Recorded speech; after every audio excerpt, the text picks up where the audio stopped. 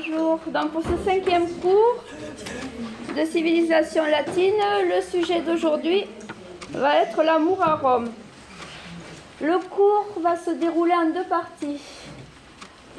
Pour aujourd'hui, je vais traiter les points 1 et les points 2. Donc Rome, fille de Vénus, avec beaucoup de mythologie. Ensuite, le 2e point, l'amour aux temps anciens. Je vais vous montrer que le mariage au début est une societas, c'est-à-dire une sorte de contrat qui est à la base de l'amour conjugal. Voilà, je pense que je ne pourrai pas aller plus loin pour aujourd'hui. Et pour le cours du mardi 30 avril, voilà, je terminerai avec l'évolution des mœurs sous la République et l'Empire. Ensuite, je parlerai de la sexualité conjugale et extra-conjugale. Et à la fin, je vous présenterai un poète, Ovide, qu'on appelle le poète de l'amour. C'est un poète qui a écrit des élégies, ce sont des poèmes amoureux, poèmes érotiques.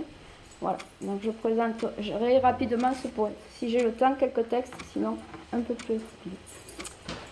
Voilà, comme pour les gladiateurs, aujourd'hui je vais encore essayer de chasser quelques idées reçues sur la place de la femme à Rome. Vous allez voir que les légendes de Rome font une large place aux histoires d'amour. Et on pourrait alors un peu penser que nos rudes conquérants du monde faisaient preuve d'une tendresse plus grande qu'ils n'ont eux-mêmes consenti à l'avouer. Voilà.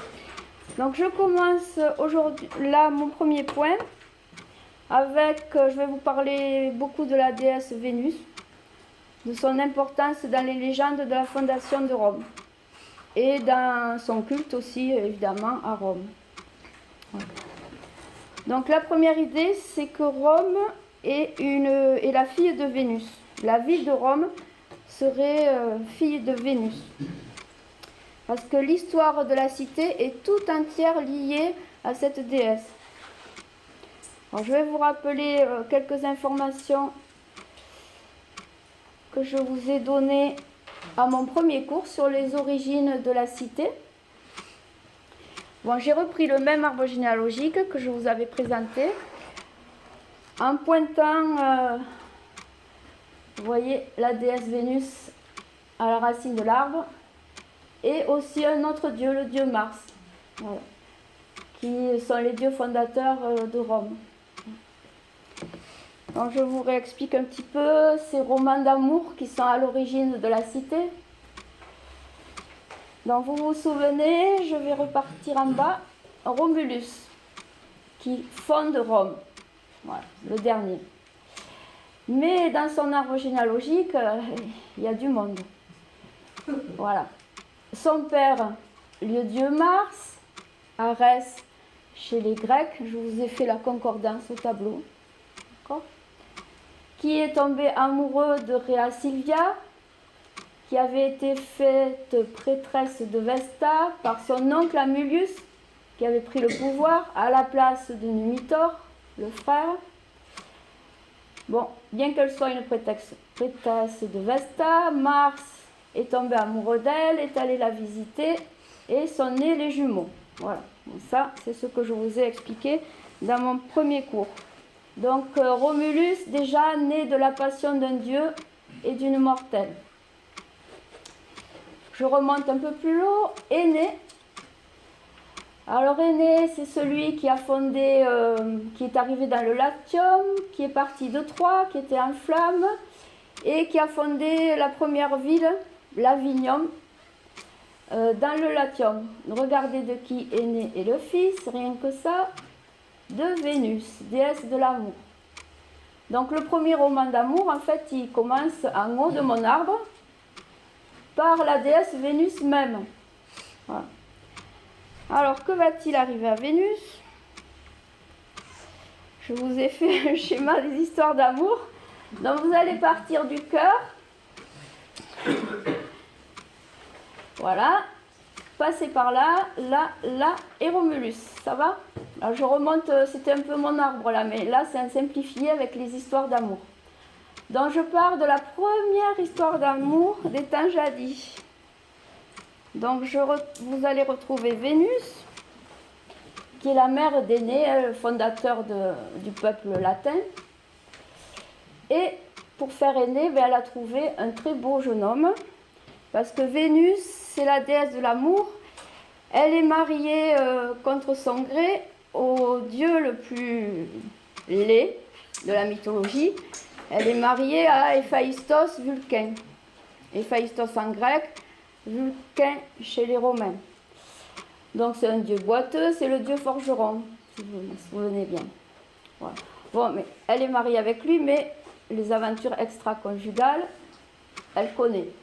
Donc là, elle va tomber amoureuse d'un jeune berger, Anchise, le père d'Énée. Donc Anchise est un berger qui garde ses troupeaux à Troie, sur le mont Ida, à côté de Troie. Alors c'est un berger certes, mais il est quand même le neveu du roi de Troie. Ce n'est pas un simple berger, il faut que Vénus tombe amoureuse de quelqu'un qui n'est pas à sa hauteur, mais quand même. Voilà, c'est le neveu du roi Laomédon, c'est avant Priam, avant la guerre de Troie. Bon, plutôt mythologique bien sûr. Alors là, le bas-relief, qui est magnifique là, il vous montre la rencontre de Vénus avec Anchise. Donc Vénus, elle est reconnaissable, vous allez voir dans la statuaire que je vous présenterai dans mon cours, toujours au manteau là, drapé. Souvent c'est un manteau qui lui sert de drap de bain quand elle sort de l'eau. Voilà, donc elle est reconnaissable au manteau. Elle porte la stola, la robe de la femme romaine traditionnelle. Là, elle n'est pas dénudée comme dans certaines statues. Sur ses genoux, elle a son fils, le petit Cupidon. On voit les ailes là. Alors Cupidon, c'est le fils qu'elle a eu avec un de ses amants, le dieu Arès Mars. Suivez mon schéma là. Dont elle est amoureuse également. Et Cupidon, bon, tout le monde le sait, c'est Eros en grec. Et c'est le petit dieu qu'elle envoie pour nous décocher une flèche dans le cœur et pour nous rendre amoureux. Le seul problème qui se pose, c'est que ce dieu a aussi des flèches contraires. C'est-à-dire, il y a la flèche qui apporte l'amour et puis la flèche qui refuse l'amour. Donc c'est pour ça que quelquefois ça ne marche pas. C'est pas réciproque. Voilà. Donc elle tient le petit Cupidon sur ses genoux, voilà. Et ensuite, à la gauche, c'est le jeune berger, Anchise, voilà, dont elle va s'amouracher. Alors pourquoi il va y avoir... Ce bas-relief va représenter aussi de manière pudique l'union de Vénus et d'Anchise. Regardez en haut. Ce visage, c'est la lune, c'est l'aîné. Parce que chez les Romains, on a des relations intimes seulement la nuit, dans l'obscurité. Dans le cadre de l'amour conjugal. Donc, dans ce bas-relief, curieusement, vous avez le visage de la lune là. Donc, ça signifie que Vénus et Anchise vont passer une nuit d'amour. Le lendemain, nous dit la légende, elle lui annonce qu'elle va bientôt donner naissance à un fils. Donc ce fils, ce sera Énée, qui continue lui aussi la légende de la construction de Rome, de la fondation de Rome. Et elle demande à Anchise de ne pas révéler qu'il a eu une nuit d'amour avec elle. Pourquoi? Parce que Zeus veille sur les dieux et les déesses, et comme Vénus est mariée à Héphaïstos Vulcain, ça poserait problème. Bon. Notre mortel Anchise ne va pas tenir sa langue longtemps. Un soir où il a banqueté, il va révéler, et Zeus, pour se venger, va le faire boiteux lui aussi. Voilà. Voilà, donc première histoire d'amour, tout en haut de l'arbre. Vénus qui tombe amoureuse d'un mortel et qui donne naissance à Énée. Hein, dans notre arbre généalogique, je vous rappelle, est né, c'est lui qui part de Troie et qui va fonder le peuple latin. Et Romulus sera un de ses descendants. Voilà pour l'enchaînement de l'histoire. Je continue avec les histoires d'amour. La deuxième histoire, qui est un petit peu moins connue peut-être, c'est l'histoire qu'on appelle l'histoire du jugement de Paris ou bien l'histoire de la pomme d'or, où Vénus va encore être au centre de cette histoire, une histoire d'amour encore. Bon là, elle sera juste l'instigatrice de l'histoire. Donc deuxième histoire d'amour. Cette histoire d'amour va être à l'origine de la guerre de Troie. Bon, je vous la raconte un petit peu. Sur l'Olympe, parmi les dieux et les déesses, on va célébrer un mariage, les noces de Thétis et de Pélée. Tous les dieux et les déesses sont invités, sauf une déesse qui n'est pas très sympathique, la Discordia chez les Romains, elle s'appelle Eris chez les Grecs. Donc cette déesse n'est pas invitée, elle est exclue du mariage. Bon, évidemment, elle va vouloir se venger. Et c'est l'histoire de la pomme d'or. Elle va se faufiler dans le mariage et jeter une pomme d'or avec une inscription dessus. C'est à la plus belle des déesses, inscrit sur la pomme d'or. Donc les déesses ramassent la pomme et vont se disputer laquelle va être la plus belle des déesses de l'Olympe. Voilà, 3 déesses sont en lice dans ce concours. Donc Aphrodite, Vénus, chez les Romains, là je vous ai mis la collade, Héra Junon et Athéna Minerve. Bon, Aphrodite en grec, je vous ai mis la racine du mot aphros, en grec c'est l'écume. Dans la mythologie, Aphrodite elle surgit de l'écume de la mer. Rappelez-vous le tableau de Botticelli sur la conque marine. Voilà. Et Vénus, j'ai cherché la racine, une ancienne racine wen, qui viendrait, alors là, point d'interrogation, du verbe vinccio, qui signifie lier, enchaîner. Alors pour les Romains, Vénus, elle lie le feu mâle à l'eau femelle pour assurer une descendance. Voilà. C'est pour ça que sa racine viendrait du verbe lier, bon, avec un point d'interrogation. Bon, je reviens à mon histoire des déesses, de la dispute entre nos 3 déesses.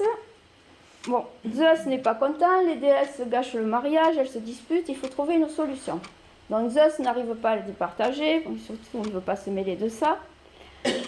Donc il a une idée, il envoie son fils, le messager Hermès, chercher à Troie, toujours, un très beau jeune homme, Paris.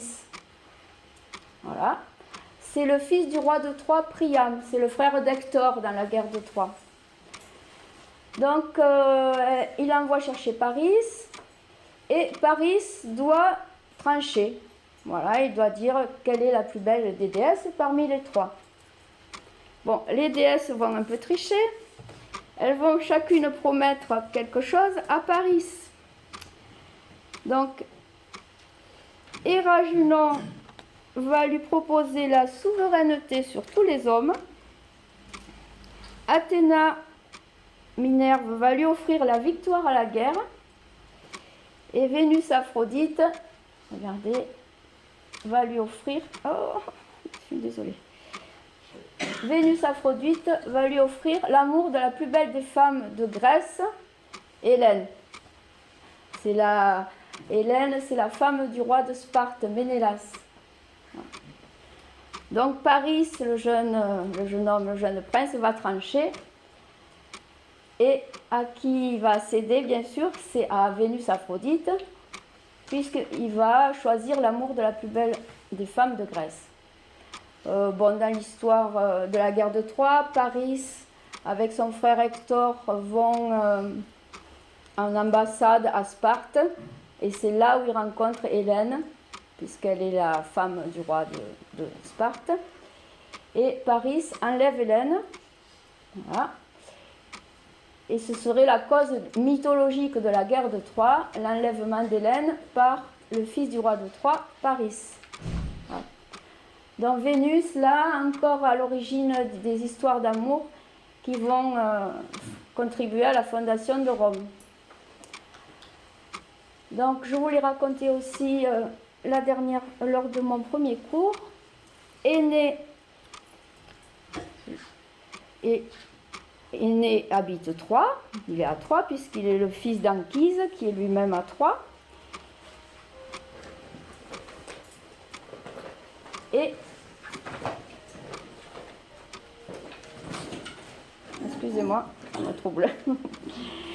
Et lors de la guerre de Troie, quand Troie est en flammes et que les Grecs ont pillé Troie, bien Énée, il va quitter sa ville sur ordre de sa mère Vénus qui lui apparaît et qui lui dit il faut que tu ailles fonder un nouveau royaume, une nouvelle race d'hommes puisque ta cité Troie a été pillée et détruite par les Grecs. Donc embarque-toi et vogue jusqu'à ce que tu rencontres une terre promise en quelque sorte. Voilà.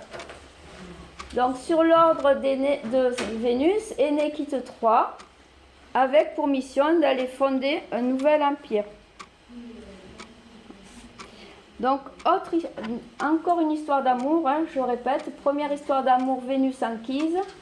Deuxième histoire d'amour où Vénus est l'instigatrice, Paris qui tombe amoureux d'Hélène et la guerre de Troie.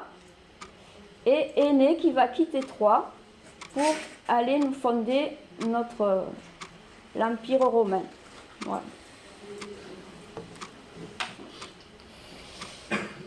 Je voulais faire une petite digression là, à ce moment du cours, sur la statuaire de Vénus, parce que c'est une statue qui a été énormément représentée, que ce soit en Grèce puis à Rome.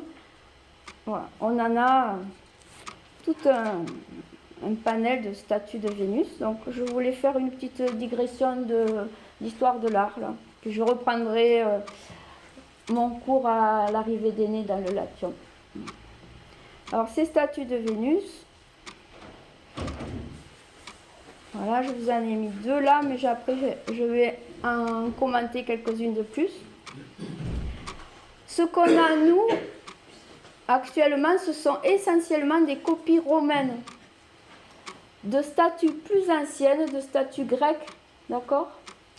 La statuaire grecque, le siècle d'apogée de la statuaire grecque, c'est 5e, 4e avant Jésus-Christ, avec deux sculpteurs dont on connaît les noms, Praxitèle et Callimaque, en Grèce, mais on n'a pas de statue de Praxitèle et de Callimaque. On en entend parler dans la littérature, il y a des copies romaines, évidemment, qu'on a encore, qui sont en très bon état, mais là, ça remonte à plus ancien, donc les statues que je vais vous présenter, elles sont inspirées de ces sculpteurs grecs.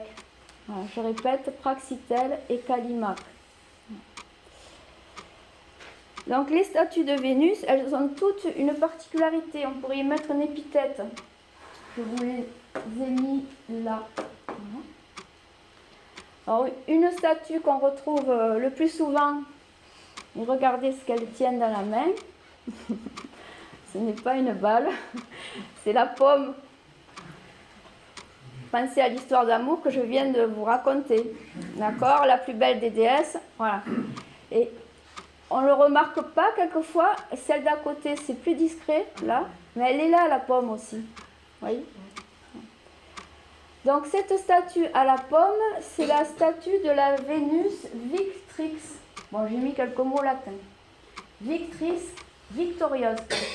Pourquoi elle est victorieuse ? Bien, c'est simple, c'est elle qui a remporté la dispute là, de la pomme d'or. Voilà. Et cette Vénus Victrix, elle est très ancienne parce que les premiers temples à Rome de Vénus, ce sont des temples dédiés à la Vénus Victrix. Parce que les Romains, en pensant qu'elle est victorieuse, elle va vous apporter la victoire. Donc, Pompée, par exemple, l'adversaire de César, a fait construire un temple dans Rome à ses frais de la Vénus Victrix pour vaincre César. Il n'a pas remporté la victoire. Voilà. Donc c'est celle qui est liée, celle qui est le plus souvent représentée et qui est liée à cette histoire de la pomme d'or. Deuxième Vénus, la Vénus Génitrix. Bon, c'est facile, là le mot vous le reconnaissez, Génitrix. Donc la statue, ah oui, j'ai oublié de dire que celle-ci, elle a été découverte en Arles, pas loin du théâtre romain d'Arles, donc elle était probablement dans le théâtre romain. La deuxième, elle a été découverte à Fréjus, dans le sud aussi de la France, mais les deux sont au musée du Louvre. Celle d'Arles n'est pas au musée d'Arles. Voilà, une copie de grec également. Alors, la Vénus Génitrix, elle est un peu plus habillée que l'autre en général. Elle a la robe de la femme romaine, bon, avec le sein dénudé quand même, il faut bien montrer que c'est Vénus. Le manteau à l'arrière, toujours, qui la recouvre.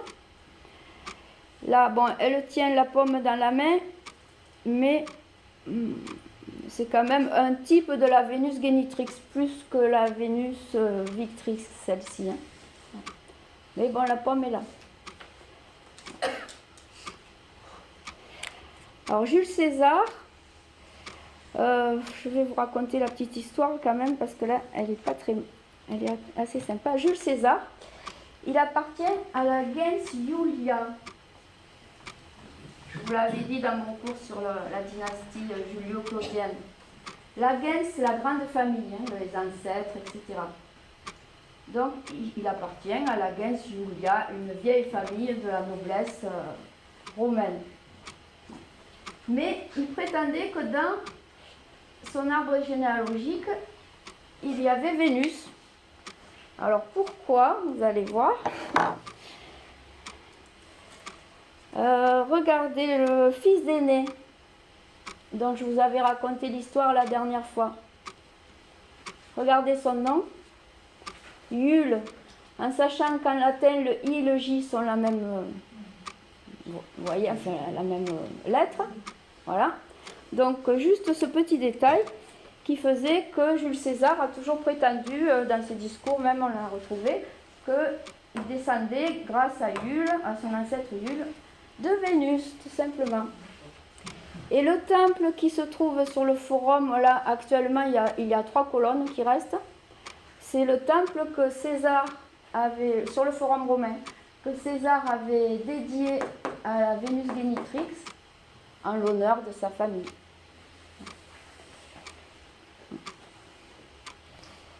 Je reviens à mes statues. Voilà. Je vous présente là, dans cette page, 3 autres types de statues de Vénus. Bon, celle qu'on a à gauche, la Vénus de Milo, là c'est l'original grec. Voilà. On a vraiment une statue d'un sculpteur grec. Alors pas ni de Praxitèle ni de Callimaque, bien sûr, puisque vous avez vu le siècle que je vous ai mis, c'est juste le 2e avant Jésus-Christ, mais elle est quand même très bien conservée. Donc la Vénus de Milo, elle a été trouvée dans une petite île grecque, Milos, par un paysan qui labourait son champ. Voilà. Et bon, comme souvent dans la statuaire, il manque les bras. Donc on a fait diverses interprétations. Là, je vous en ai mis une, mais il y en a beaucoup plus que ça. Il y a plusieurs possibilités. Dans celle que je vous ai mise, elle a la pomme. Voilà. Elle a la pomme, mais il y a aussi d'autres interprétations où elle tiendrait le bouclier d'Arès, son amant, là, dans la main, et le bouclier reflèterait comme un miroir son image. Bon, ce ne sont que des interprétations parce qu'on n'a pas retrouvé les bras. Voilà, mais la Vénus de Milo, bon, une œuvre magnifique. Toujours le manteau, toujours lié à l'eau, c'est une sortie du bain, certainement, pour rappeler la déesse qui naît de l'écume de la mer. Une autre Vénus, alors là, on va aller en Italie, 2 copies romaines, celle-ci au musée du Capitole à Rome et celle-ci à Naples, au musée de Naples archéologique. Voilà, les copies romaines sont du 2e avant Jésus-Christ. Celle-ci, on l'appelle la Vénus pudica. Pudica. Alors, pudique, jusqu'à quel point? Bon. Vous voyez, la main, elle ne cache pas grand-chose. D'accord? De la poitrine. Certains historiens disent qu'en fait, elle ne cache pas, elle pointe juste les seins et le sexe, parce que Vénus, c'est la déesse de la fécondité, si je vous rappelle. D'accord? Bon, il y a divers courants, soit la pudica, soit la non pudica. Voilà.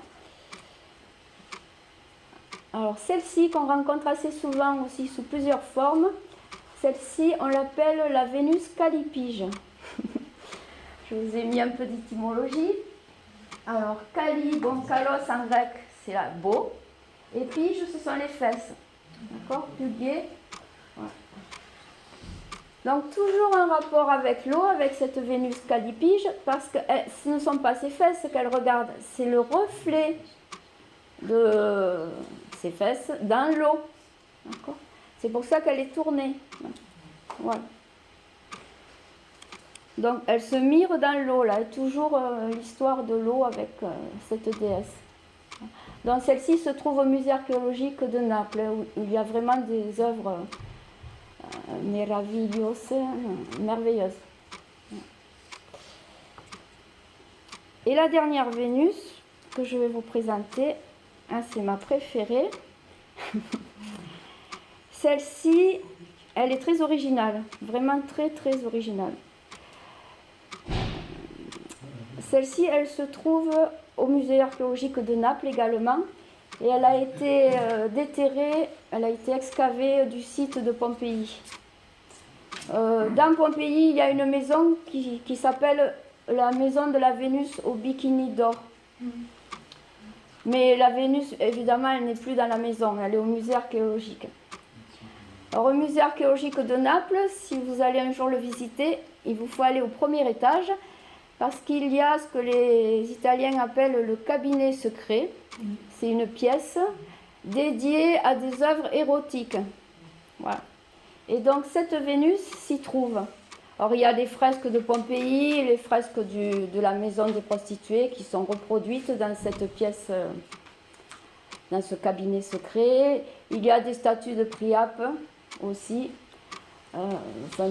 Divers objets qui ont une connotation érotique. Alors, moi j'ai amené des élèves, mais il y a très longtemps que je n'ai pas amené d'élèves. Je me rappelle qu'il fallait montrer la carte d'identité. Il fallait avoir 14 ans à l'époque. Je crois que maintenant, ça ne les choquerait pas beaucoup. Donc je ne sais pas, ça fait quand même quelques années que je n'ai pas amené d'élèves de moins de 14 ans à Pompéi. Donc là, je ne peux pas vous dire. Voilà. Alors, pourquoi cette Vénus est dans cette pièce? Je vais vous l'expliquer. Il y a plusieurs raisons. Bon, la rareté du marbre particulièrement blanc. Les décorations aussi fragiles, dorées de ses sous-vêtements. Et puis, bon, elle a sa place quand même, parce que si vous regardez bien le petit Priape, là, il a une particularité, bien placée, d'accord? Il a le sexe en érection, voilà. C'est pour ça que cette statue se trouve dans le cabinet secret de Naples, du musée de Naples. Alors, qui est Priape? Priape, c'est un fils de Vénus, comme Eros, Cupidon. C'est un fils qu'elle a eu avec Dionysos, le dieu de la fête, vous savez, Bacchus Dionysos. Voilà. Et bon, Priape, c'est le symbole là, de la sexualité chez les Romains. Voilà.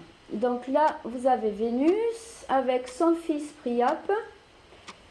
Et bon, on ne le voit pas très bien là, mais il y a aussi le petit Eros qui est assis, les deux dos, et sa chevelure, son dos, et il soutient la sandale de sa mère. Voilà.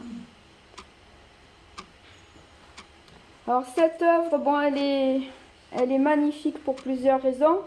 Bon, moi, alors, ceux qui sont venus au voyage de Jean, est-ce que vous l'avez vu dans le musée de l'Acropole? Oui, oui. C'est quand on a visité le musée de l'Acropole, cette statue, elle était en visite dans le musée de l'Acropole. Elle avait été prêtée par le musée de Naples et elle était dans le hall d'entrée, mais au fond, un peu cachée, j'ai trouvé. Alors, c'est pas une statue qui est très très grande, je crois qu'elle fait environ 70 cm de haut. Elle était sous vitrine, voilà. Mais ça m'a rappelé là, à ce moment-là, que je l'avais déjà vue plusieurs fois dans le musée de Naples et que le musée de Naples l'avait prêtée à la Grèce.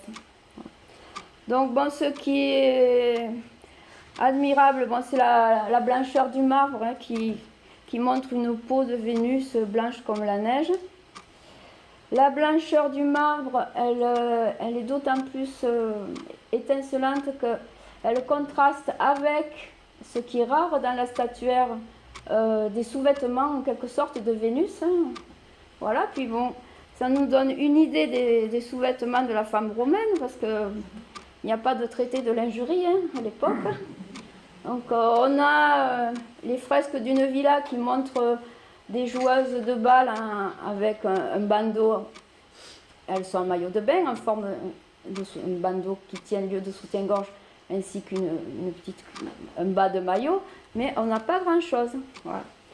Et pour cette statue, ce qui est assez étonnant aussi, ce sont les bretelles de soutien-gorge. Ce n'est pas un simple bandeau, là vraiment, c'est une statue avec une bretelle double. Voilà, c'est ce qui est assez rarement représenté.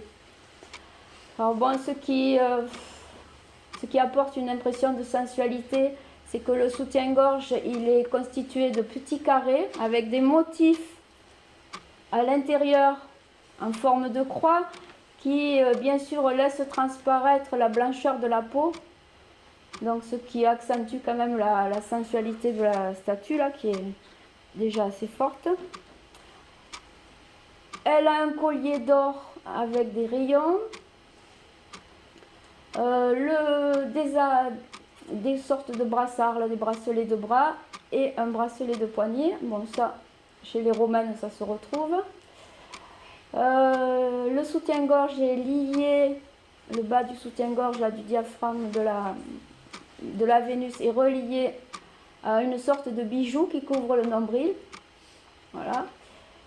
Puis vous avez une chaîne de losange qui est reliée à la lanière du bas du maillot. Et là c'est effacé par contre, c'est à demi effacé, mais c'était présent. Voilà. Alors, cette statue avait aussi des couleurs, parce que le petit Priape, il a des cheveux orange. On retrouve un peu d'orange dans les cheveux de la Vénus.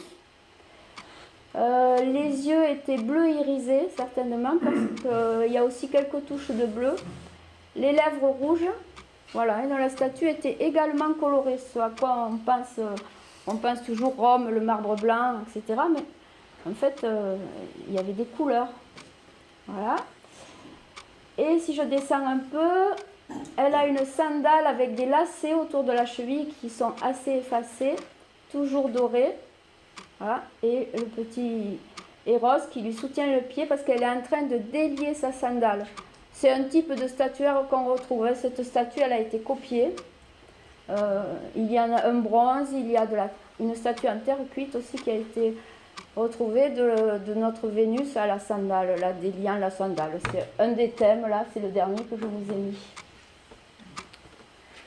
Donc voilà pour ma petite digression sur la statuaire. Alors je vais rattacher mes idées à ce que je vous ai montré précédemment pour continuer sur le mariage au temps ancien de Rome.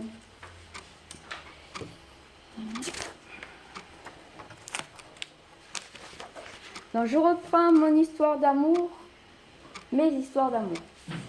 Voilà, si j'y arrive, c'est bon. Donc j'en suis là, Énée qui quitte Troie. Quand Énée quitte Troie, c'est Virgile qui nous le raconte dans l'Énéide, il va prendre avec lui 2 personnes.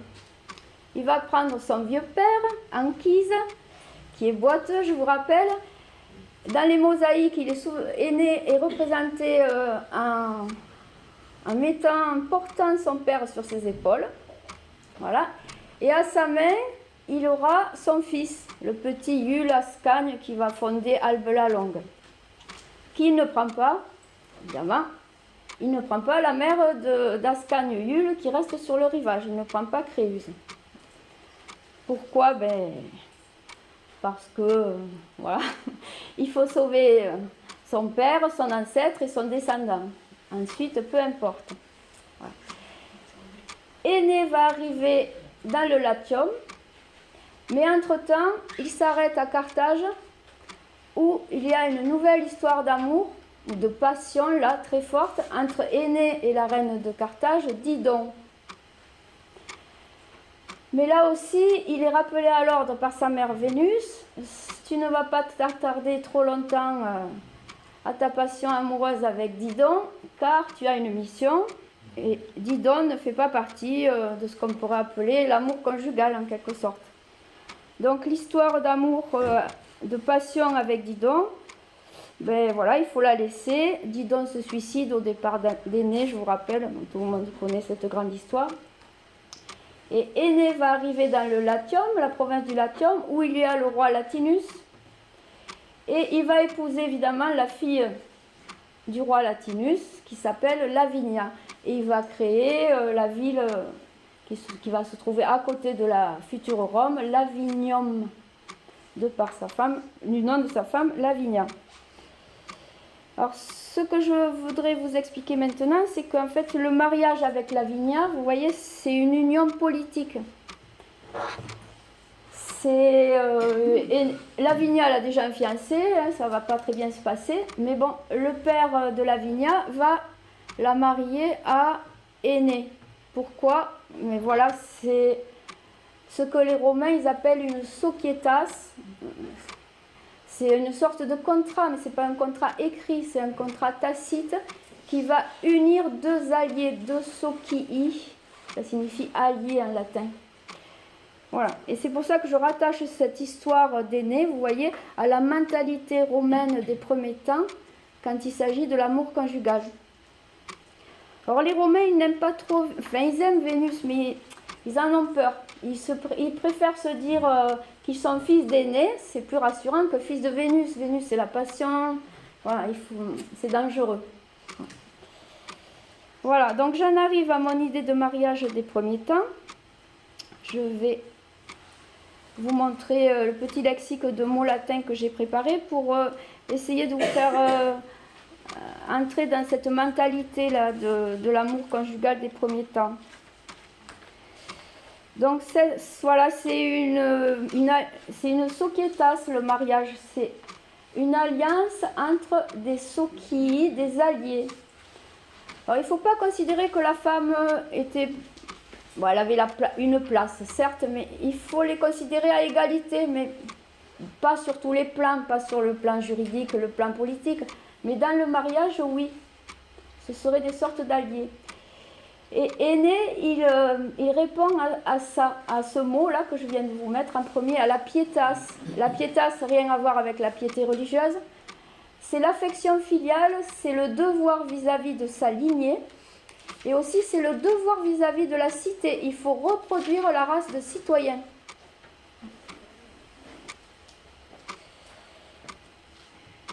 Donc, un contrat au début, avec cette histoire d'Énée. D'ailleurs, je vais rajouter autre chose. Si vous vous souvenez bien, les premiers Romains, autour de Romulus, vont enlever les femmes du peuple d'à côté, les Sabines. Je vous l'avais raconté. Et il y a une guerre entre eux. Et les Sabines, ce sont elles qui font cesser la guerre. Et elles vont établir, elles aussi, une sorte de contrat avec leurs nouveaux époux romains.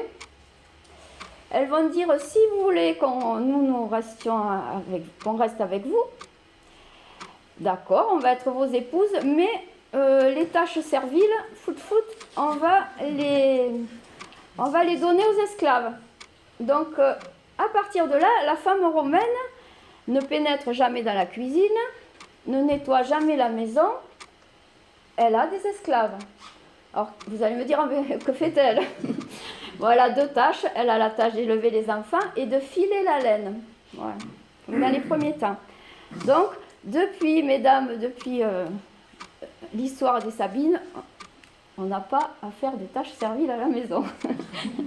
Bon, ça a bien changé. Voilà. Donc, j'en reviens à mon contrat, ma sociétas, là, entre époux. Voilà. Donc, je passe à mon deuxième point, à l'amour aux temps anciens, pour vous expliquer un peu plus ce qu'est le mariage à l'époque de l'ancienne Rome. Alors, je vais commencer par une phrase que j'ai relevée qui m'a bien plu.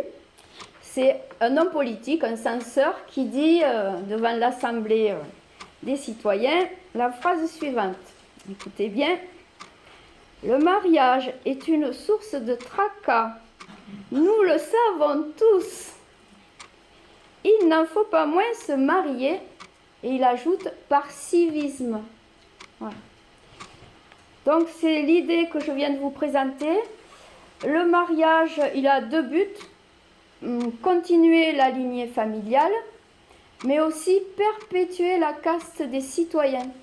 Voilà. Donc on ne se marie pas pendant quelques siècles, là, on ne va pas se marier vraiment par passion. On va se marier mais parce que ça arrange deux familles en quelque sorte. Voilà. Et c'est ce que j'appelle la societas. Alors quelques mots là par rapport au vocabulaire latin là, qui montre bien ce qu'est le mariage. Regardez, matrimonium sur la racine de mater, d'accord. Épouser une femme, c'est l'appeler à devenir mère, dans un premier temps. Pour une femme, le mot se marier en latin, c'est le verbe nubere, en parlant d'une femme. Donc, nubere, à l'origine, c'est porter le voile. D'accord? Parce que lors de la petite cérémonie de mariage, la fiancée a un voile. Elle porte une robe normale, une robe de femme romaine, mais elle a un voile couleur de feu, orangé. Voilà. Donc, se marier pour une femme, on emploie le verbe nubere. Ça a donné notre mot nubile. D'accord? Une fille qui est nubile, c'est qui est prête à se marier. Par contre, chez les messieurs, se marier se dit en plusieurs mots. Uxorem in domum ducere, en parlant d'un homme. Ducere, conduire. Uxorem, une femme. In domum, dans sa maison. Voilà. Et le mot femme, le mot épouse en latin, uxor, qui vient d'une vieille racine, en gros du verbe aogeo, qui signifie augmenter. Hein, la racine ux, qui vient de hug et de aog, vous voyez. Pourquoi? Parce que l'épouse, elle ne fait qu'augmenter le nombre de personnes qu'il y a dans la maisonnée du mari. Ouais. Bon, il faudra attendre quelques siècles quand même où va se créer une véritable cellule familiale. Vers le, je vais dire, le 2e, 3e siècle avant Jésus-Christ, là, le couple romain qui se marie aura sa maison, va fonder son foyer, enfin, sa cellule familiale, hors de la cellule de la famille du mari. D'accord? Mais ce sera un peu long. Qu'est-ce que je vous ai mis de plus dans le vocabulaire? La fiancée, parce qu'il y a des fiançailles qui sont quelquefois très précoces, et surtout dans les alliances politiques. On peut fiancer, pas un bébé, mais presque, d'accord, entre deux familles. Donc la fiancée, c'est la sponsa, qui vient du participe passé du verbe spondeo, qui signifie signer un contrat. Voilà. Donc elle est promise par un contrat. Voilà. Il me manque, je vous l'expliquerai peut-être un peu plus tard, mais je le mets quand même là. La phrase traditionnelle qui est prononcée par la fiancée le jour de la cérémonie des noces, la phrase qui est très connue, Ubi Gaius, ibi Gaia. Alors elle signifie là où tu seras Gaius, je serai Gaïa. Mais Encore une fois, ne voyez pas quelque chose de dégradant, de la soumission. Ce sont deux alliés, le mari est Gaius, la femme est Gaïa. Bon, j'en arrive vraiment aux formes de mariage. Je voulais vous expliquer. Alors là, il faut que je remonte. Voilà. Alors, les trois formes de mariage, c'est vraiment au début, à la royauté et au début de la République, hein, parce qu'après, ça va se relâcher. Les deux premières formes vont disparaître. La plus ancienne forme, c'est la première, la confareatio, et aussi la coemptio. Alors ces deux formes, je vous ai mis une flèche. En latin, elles sont dites cum manu. Ça signifie avec la main du mari. Et la dernière forme, elle est sans la main du mari. Ça a de l'importance là. D'accord ? Donc là, les deux plus anciennes formes, ces deux formes, elles se retrouvent surtout dans la nobilitas, dans la noblesse romaine. Tout le monde ne se marie pas à Rome comme la noblesse romaine, loin de là. Je vous l'expliquerai. Bon, mais on en revient à notre gens Iulia, là par exemple, à nos patriciens de la ville de Rome. La plus ancienne forme du mariage, c'est la confareatio. Alors dans fareatio, il y a far, le gâteau. Donc c'est le partage d'un gâteau de blé ancien, un gâteau d'épeautre. Oui, partage en deux, hein, ubi Gaius, ibi Gaia, là où tu seras Gaius, je serai Gaia. Un morceau pour chacun. Voilà. Et ce mariage, c'était un mariage qu'on pourrait qualifier de religieux. Bon, c'est pas du tout le mariage que nous avons devant un curé, etc. Pas du tout. Mais c'était quand même, c'était la noblesse romaine. Donc il y avait le grand pontife, le chef de la religion de Rome, et un prêtre de Jupiter qui assistait. Voilà. Mais il était réservé à la classe patricienne. Un mariage plus simple, mais quand même avec la main du mari, c'est la coemptio. Bon, c'est sûr que le mot n'est pas très joli parce que l'emptio, c'est l'achat, la vente. Voilà. Bon, évidemment, c'est la vente de la fiancée. Donc, il y avait une petite cérémonie de mariage, là, et il y avait une pièce d'or qui était remise par la famille du mari à la famille de l'épouse, de la fiancée, devant témoin. Voilà. Donc là aussi, c'était réservé à la classe, plutôt à la classe patricienne. Parce que l'institution du mariage, c'est un paradoxe à nos yeux, l'institution du mariage romain. C'est un acte de la vie totalement privé. Il n'y a rien d'écrit, ce n'est pas un acte écrit. On ne va pas devant le maire, on ne va pas devant le curé, rien n'est écrit. Il n'existe pas de contrat de mariage, il y a juste un contrat de dot, puisque l'épousée apporte une dot à la famille du mari. Donc, acte privé, non écrit, c'est un acte informel. Il n'y a pas de geste symbolique entre les deux, l'époux et sa femme, qui montrerait qu'il y a quelque chose. Alors, souvent dans les bas-reliefs, on voit un homme et une femme qui se tiennent la main comme ça, là, chacun. Mais en fait, dans ces bas-reliefs, ce n'est pas uniquement à la cérémonie du mariage qu'ils se tiennent la main. Il y a des bas-reliefs, des stèles funéraires.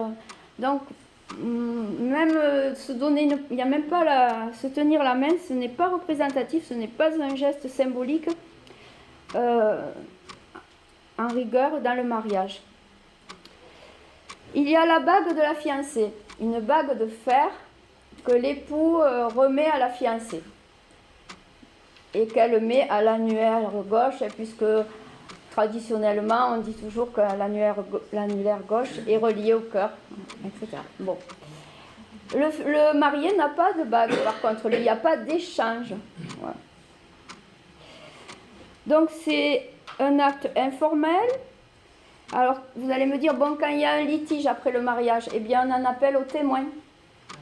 On en appelle au témoin. Voilà. Parce que rien n'est noté. Il n'y a pas de papier juridique qui prouve que cet homme et cette femme sont mariés. Donc c'est juste une cérémonie privée à caractère nuptial. Voilà. Et c'est ce qui est assez paradoxal. Et c'est ce qui va faciliter au cours des siècles chez les Romains le divorce. Là, au temps des empereurs, que je vous ai décrit dans mon deuxième cours, pour divorcer, c'est simple. La femme ou le mari quittait la maison. Voilà, le divorce est prononcé. C'était le plus simple possible. Et donc, sous les empereurs, on se marie pas mal de fois. Femmes et hommes, pareil. Si elles en ont assez, elles peuvent rejoindre la maison de leur père, par exemple. Donc, le divorce est prononcé. Voilà. Ça va très vite. Voilà. Donc, pour la petite cérémonie, quand même, je voudrais dire quelques mots. Alors, il y a une fête, hein, c'est comme... Même si c'est un acte de la vie privée, c'est un acte privé, et il y a la fête du mariage, le jour du mariage est décidé. Les fiançailles se sont faites bien avant, et les familles se sont réunies pour envisager cette sorte de contrat entre deux personnes. L'âge légal, bon, chez la fille c'est 12 ans, et chez le garçon c'est 14 ans. En sachant que si la fille se mariait bien à l'âge de 12 ans, il n'en était pas de même pour les hommes, ils ne se mariaient pas à l'âge de 14 ans, parce que quand on est un jeune Romain, eh bien, on est sous la dépendance de son père, financière et tout. Donc il faut attendre d'hériter, ça peut être un peu long quelquefois, ou attendre que le père veuille bien qu'il y ait une nouvelle épousée qui arrive dans la maison. Donc le mariage se fait beaucoup plus tard pour les hommes, pas, même si l'âge légal est de 14 ans. Alors la famille de la mariée, parce que tout part de la maison de la mariée, organise une petite fête, un jour bien déterminé. La mariée, je vous l'ai dit tout à l'heure, porte une robe simple de femme romaine, avec le voile, le flammeum orange, hein, qui symbolise le feu en quelque sorte, la couleur du feu, donc les vertus fécondantes, puisqu'elle est appelée à la maternité rapidement. Le repas du midi se passe dans la maison de la jeune femme. On en a appelé, bien sûr auparavant, on a pris les auspices pour voir si le mariage allait être heureux. On a fait des sacrifices aux dieux, on a appelé la divination. Voilà. Et puis le mariage va être le cortège, va être symbolisé par le cortège. Souvent à pied, bon, chez les riches romains peut-être en litière, mais souvent à pied, de la maison de la femme à la maison du mari. Puisque la femme va passer in manu mariti dans la main du mari et va quitter sa famille. Voilà. Il y a des pleurs évidemment qui symbolisent la séparation de la jeune fille avec sa famille. Voilà, le cortège amène à la nouvelle maison. Bon. La phrase rituelle « où tu seras Gaius, je serai Gaïa » doit se prononcer à la maison du mari, en arrivant à la maison du mari. Il y a le soulèvement pour franchir le seuil de la mariée. Alors, il y a plusieurs versions, là, soit par le marié, soit par le cortège. Les amis du marié peuvent aussi soulever la mariée. Voilà. Quand la mariée entre dans la maison, le mari lui remet les clés de la maison, le feu du foyer et l'eau. Voilà, ce sont les objets traditionnels. Les clés, le feu et l'eau. La mariée porte une ceinture que le marié doit dénouer. Voilà. Et donc, on en arrive au soir où il faut qu'il y ait la consommation du mariage, mais je vous rappelle, l'amour conjugal se déroule dans l'obscurité. Donc, on en arrive là. Alors, est-ce qu'il y a chez les Romains l'idée que la mariée doit arriver vierge au mariage? Oui. Mais, comme je vous l'ai mis là, chez les Romains, la chasteté n'est pas considérée comme une vertu. Comme l'avait dit Jean Hayet quand il a fait la conférence sur l'homosexualité, je me rappelle qu'il nous l'avait très bien expliqué. Pour comprendre leur mentalité, il faut se démettre des 2000 ans des idées de l'Église chrétienne, d'accord? On n'est pas là. Donc cette idée de castitas, là, qui se retrouve chez les Romains, ce n'est pas du tout une histoire de chasteté. C'est que la femme, elle doit être chaste en quelque sorte pour préserver la caste du mari. D'accord? Comment vous expliquer ça? Je vais vous expliquer avec une anecdote. J'avais parlé dans mon deuxième cours de l'empereur Auguste, Octave Auguste, qui avait une fille d'un premier mariage, Julie. Il y a un monsieur, alors je ne sais pas s'il est parmi vous, qui était venu me voir à la fin du cours et qui m'avait demandé des détails sur cette fille d'Auguste, Julie, qui avait été exilée par son père et qui était morte de faim dans une île un peu loin de Rome. Bon, j'avais fait des recherches pour lui répondre, mais là je vais lui répondre, bon, tant pis s'il n'est pas là. En fait, Julie, donc c'était une fille d'Auguste, je reprends, mais pas de l'impératrice Livie. C'était une fille d'un premier mariage d'Auguste. Puis Auguste a épousé Livie, qui elle avait un fils, Tibère, d'un premier mariage. Vous voyez? Julie, elle était mariée à un noble romain. La fille d'Auguste était mariée très jeune à un noble romain. Bon.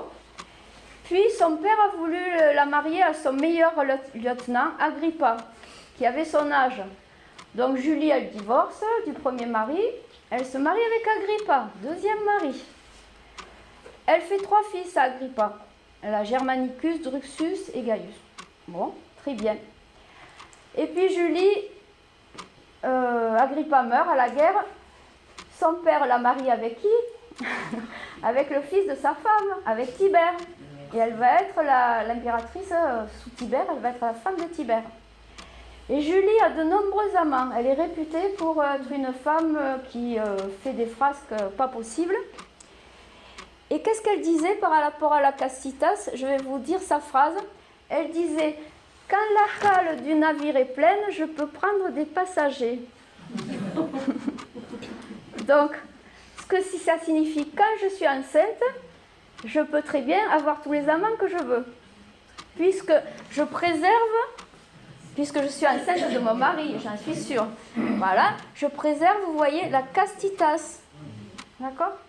Qui n'a aucun rapport avec la chasteté, puisque Julie, alors pourquoi Auguste a exilé sa fille et elle en est morte?